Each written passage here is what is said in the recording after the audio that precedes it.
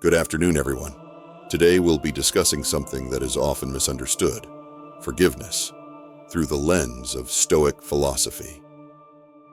Let's begin with a quote from Marcus Aurelius.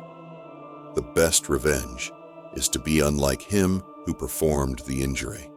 Now, this might sound a bit counterintuitive at first. You might be thinking, how does forgiveness fit into this? Doesn't revenge involve getting back at someone who hurt us? Let's break it down.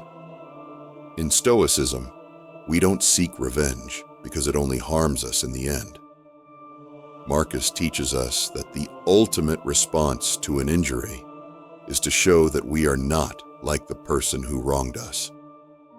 When someone insults us, for example, instead of stooping to their level and responding with anger or hate, we should respond with virtue, dignity, and composure. By doing this, we rise above the situation, maintaining our peace of mind. Think about this.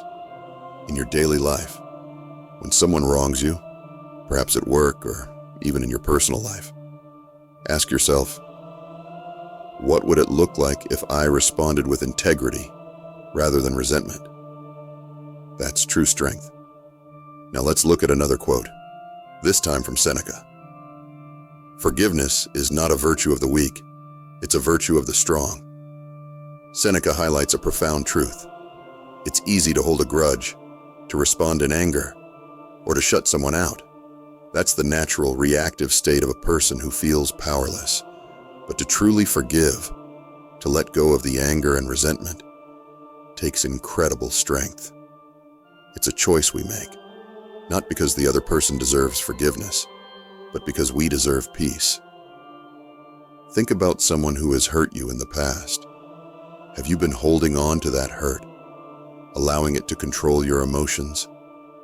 Forgiveness, in this sense, is about liberating yourself. It's not about excusing the other person's actions, but freeing yourself from their grip over your well-being. Let's move on to Epictetus, who offers this wisdom. "If someone is able to show me that I do not think or act correctly, I will gladly change. It's the privilege of being human to make mistakes and to learn." This quote is essential when it comes to how we respond to others. Epictetus is teaching us that mistakes, whether ours or someone else's, are opportunities for growth. When we forgive, we are not just letting go of the past. We are using it as a tool for self-reflection. When someone wrongs us, it's an invitation to examine ourselves. Am I overreacting? Am I responding from a place of fear or pride? By adopting this mindset, forgiveness becomes an act of self-awareness. It becomes a chance to ask ourselves, how can I become a better version of myself through this situation? Here's another one from Marcus Aurelius. "When you are offended at any man's fault, turn to yourself and reflect in what way you are similar." This is a powerful tool for forgiveness.